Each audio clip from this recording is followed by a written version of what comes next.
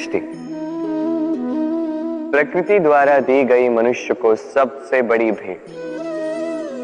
वो दृष्टि जिसके कारण मनुष्य इस संसार को देख पाता है, अपने मार्ग को देख पाता है। किंतु संसार में दृष्टि पाकर भी सभी महान नहीं बन जाते, प्रसन्न नहीं हो पाते। प्रसन्न केवल वो होते हैं जिनका दृष्टिकोण शुभ होता है। अब जो गुलाब में कांटे ढूंढते हैं वो अवश्य ही अपने हाथों को उन कांटों से घायल कर जाते हैं, क्योंकि उनकी दृष्टि केवल कांटों तक ही सीमित रहती है। किंतु सुगंधी बनाने वाले पंखुड़ियों को तो ढूंढ ही लेते हैं। क्यों? अब देखिए ना, जो अंधकार में प्रकाश पाना चाहते हैं उन्हें दीपक भी सूर्य की भांति लगे, किंतु जो कमियां निकालना चाहते हैं उन्हें दीपक के तल में भी अंधकार छिपा मिले। जो प्रेम पाना चाहते हैं वो परायों में भी स्नेह ढूंढ ही लेंगे, अन्यथा किसी को पाकर भी उनसे अनजान रहने वालों की कमी नहीं। दृष्टि हमें दिखाती है, किंतु दृष्टिकोण हमें वो दिखाता है जो हम देखना चाहते हैं। जो आपकी सोच होगी वही सच बनकर आपके समक्ष आए। इसलिए आपके विचार शुभ रखिए और प्रेम से कहिए, राधे राधे। संसार में ज्ञानी कौन है? वो जो वेदों का अर्थ समझता है, या वो जिसने जन्म और मृत्यु का रहस्य ज्ञात कर लिया, या वो जो 64 कलाओं में निपुण? नहीं, संसार में ज्ञानी वो जो केवल एक अंतर समझता है, अंतर मान लेने का और ठान लेने का। शब्द बड़े ही सरल हैं, किंतु यदि ध्यान से सोचोगे तो इसका अर्थ बड़ा ही महत्वपूर्ण है। आइए समझाता। यदि मान लो तो हार, किंतु यदि ठान लो तो जीत। यदि मान लो तो कोई अपना है, किंतु यदि ठान लो तो वो शत्रु। मान लो तो भगवान है, यदि ठान लो तो वो केवल एक पत्थर। बस इस अंतर को समझ लीजिए, संसार की हर वस्तु आपके समक्ष होगी। राधे राधे।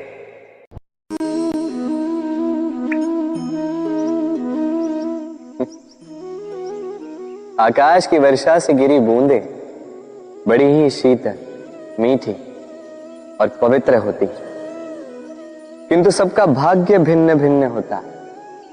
अब देखिए, यदि कोई बूंद केले के पत्ते पे गिर जाए तो ओस बनकर ठहर जाती, प्रकृति की सुंदरता बढ़ाती, जीवों की प्यास बुझाती। यदि कोई बूंद सीप में गिर जाए तो मोती बन जाती, और यदि कोई बूंद सर्प के मुख में गिरे तो विष बन जाती। अब सबकी उत्पत्ति एक है, किंतु गुण भिन्न भिन्न है। क्यों? कारण क्या है इसका? कारण है संगति। संगति का प्रभाव बड़ा ही भीषण होता है। चाहे तो आपको आकाश में बिठा दे, चाहे तो आपको पाताल में धसा दे। अब वर्षा की बूंदें तो ये चयन नहीं कर पाती कि इनकी संगति क्या होगी, उनका भाग्य क्या होगा, किंतु हम तो मनुष्य, हम तो अपनी संगति चुन सकते। तो सोच विचार करके संगति चुनिए, ये चयन आपका होगा और इसका परिणाम भी आप ही को भुगतना होगा। राधे राधे। कस्तूरी उसे धारण करने वाले मृग की नाभि में होती, किंतु वो मृग उस कस्तूरी की सुगंध को लेकर उसे पाने के लिए यहां वहां भटकता फिरता। वो मृग उस कस्तूरी को पा अवश्य सकता है, यदि वो स्वयं के भीतर झांक के देखे। अब देखिए ना, सुर बांसुरी के भीतर ही होते हैं, बस आवश्यकता है तो उसे खोजने के प्रयास की, अविरत चेष्टा। ठीक इसी प्रकार होती है हमारी शक्ति जो हमारे भीतर छिपी। सोचिए, जब परमात्मा स्वयं हमारे भीतर है तो हम उन्हें बाहर क्यों ढूंढें? हम स्वयं के भीतर तब झांकते हैं जब दूसरों से सहायता की अपेक्षा ही समाप्त हो जाती। तो जीवन में किसी की सहायता के लिए आस लगाए मत बैठिएगा, स्वयं अपना सहायक बने। रणभूमि में आपको अच्छा सारथी मिल सकता है, किंतु जीवन की इस यात्रा में आप ही को आपका सारथी बनना होगा। राधे राधे। मेरे सामने है गैया का दिया गया दूध जो 2 दिन तक टिकता है। यदि इस दूध को गर्म करके जमाया जाए तो बनता है दही जो 3-4 दिन तक टिकता है। यदि इस दही को मथोगे तो बनता है माखन जो सप्ताह तक चलता है। और यदि इस माखन को ताप दिया जाए तो बनता है घी जो वर्षों तक खराब नहीं होता। अर्थ समझे? ताप और मंथन। जितना परीक्षाओं की कसौटी पर खरे उतरोगे, जितना कठिनाइयों का ताप सहोगे, जितना मंथन की चुनौतियां सहोगे, उतना ही यश, बल और सामर्थ्य बढ़ेगा। तो कर्म करो, कठिनाइयों का सामना करो और मंथन से मन को शुद्ध रखो। मन प्रसन्न होकर बोलेगा राधे राधे। इस फल को देख रहे हैं आप? सब जानते हैं कि इस फल से निकला बीज एक नए वृक्ष को जन्म देगा। जो नया वृक्ष इसी प्रकार के फलों को जन्म देगा। परंतु क्या कभी आपने ये सोचा है फल और बीज का संबंध इतना गहरा है, किंतु वृक्ष की जड़ों और वृक्ष की शाखाओं में इतनी दूरी क्यों है? क्योंकि दूरी आवश्यक है। यदि आप किसी को अपने साथ सदा सदा के लिए रखना चाहते हो तो उनसे दूरी समय समय पर आवश्यक है, क्योंकि ये दूरी ही है जिसके कारण आपको आपके साथी के महत्व के विषय में ज्ञात होता है। ये दूरी ही है जिससे आपको और प्रेरणा मिलती है कि उनसे फिर से मिले। इसलिए स्मरण रखिएगा, दूरियां कदापि बुरी नहीं होती। फल से बीज की ये दूरी ही नए फलों के निर्माण का कारण बनती है। प्रेम की असली परख होती है इन दूरियों से। तो दूरियों से भी प्रेम करें और प्रेम से कहें राधे राधे। सर, ये शब्द सुनते ही मन में एक आकार प्रकट हो जाता, एक विष से भरे फुंकारते हुए भयानक से जीव का। यदि ये सर्प किसी के घर पे मिल जाए तो कोलाहल मच जाता, लोग सुरक्षा का प्रबंध करते हैं, भीड़ इकट्ठा हो जाती है उस सर्प के प्राण लेने के लिए। किंतु यदि वही सर्प किसी मंदिर में पाया जाए तो क्या होता? लोग उस सर्प के समक्ष अपना शीश झुकाते हैं, प्रार्थना करते हैं, हाथ जोड़ते हैं, दूध पिलाते हैं, स्वयं शिव जी का आशीर्वाद मांगते हैं। अब इस विषय में आपके क्या विचार हैं? सोचिए, मनुष्य भी वही था, सर्प भी वही था, फिर परिस्थितियों में इतना अंतर क्यों? कहीं कोई सर्प के प्राण ले रहा है तो कहीं उसी सर्प की पूजा कर रहा है। अंतर का कारण है संगति और स्थान। जब वो सर्प शिवजी की संगति में था, मंदिर के पवित्र वातावरण में था, तब वो हमारे लिए देवतुल्य हो गया, अन्यथा तो वो हमारे लिए शत्रु ही था, है ना? तो अपने जीवन में संगति और स्थान का चयन सोच समझ कर कीजिएगा, क्योंकि ये संसार आपके व्यक्तित्व का ज्ञान आपके संगति से ही करता है। और हां, यहां बात धनी या निर्धन की नहीं है, यहां बात है संस्कारी और सदाचारी के साथ की। सदाचारी का साथ सदैव सम्मान का कारण बनता है। राधे राधे। जीवन में हम कई लोगों से मिलते हैं, कई लोगों से वार्तालाप होती, कई लोग प्रसन्न प्रतीत होते हैं तो कई लोग चिंतित प्रतीत होते हैं।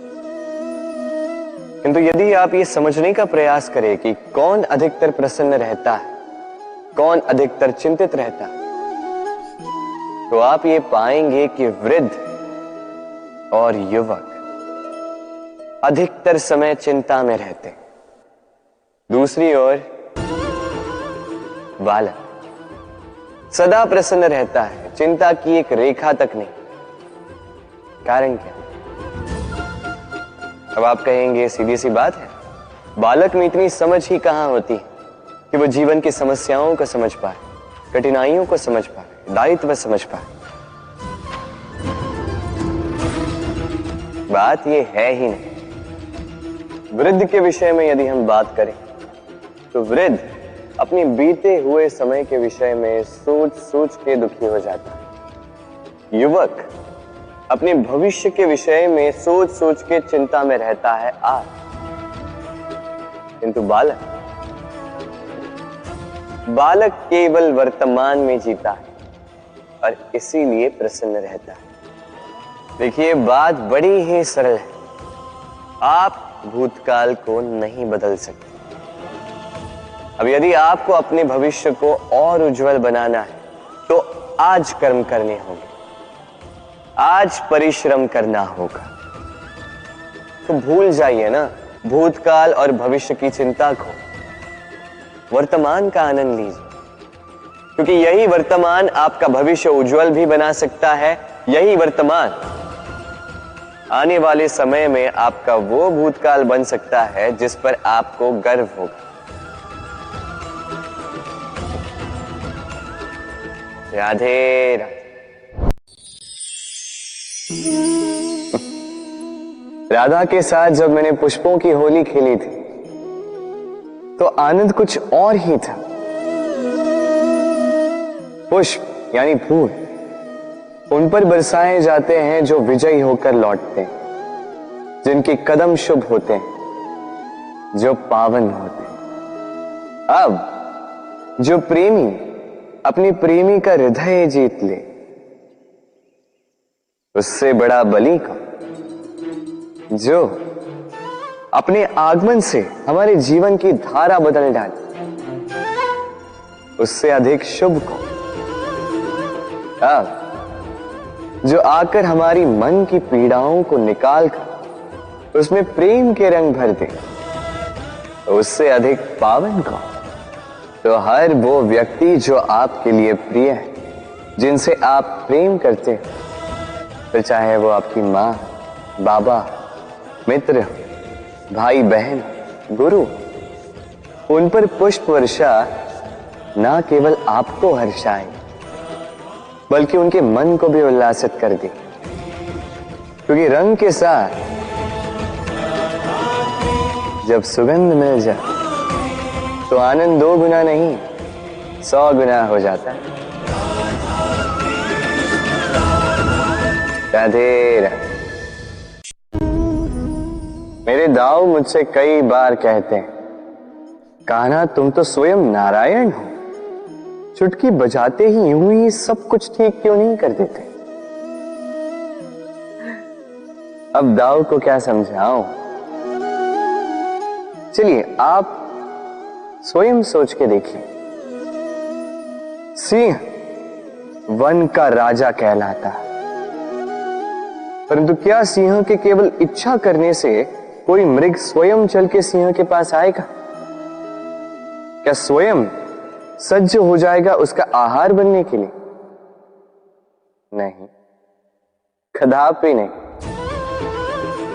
किसी भी कार्य को कार्यान्वित करने के लिए आपको प्रयास करने होंगे, परिश्रम करना होगा, तब जाके वो संपन्न होगा। केवल इच्छा से कुछ नहीं होगा। इच्छा से बनते हैं स्वप्न, और उन्हें साकार करने के लिए भी आपको परिश्रम तो करने होंगे। मान लीजिए आपने इच्छा की खाने की, और किसी दानी ने आके आपके समक्ष भोजन रख भी दिया, तब भी उसे खाने का श्रम आप ही को करना होगा। यदि प्रेम की इच्छा भी करो तो निस्वार्थ निश्चल भाव से प्रेम कर। देखिए, आप स्वप्न में तो उड़ सकते हैं, किंतु आपको जीना तो धरातल पर ही पड़ेगा। और यदि धरातल पर आप आगे बढ़ना चाहते हैं तो धरती को पैरों से पीछे ढकेलना ही पड़ेगा। राधे राधे।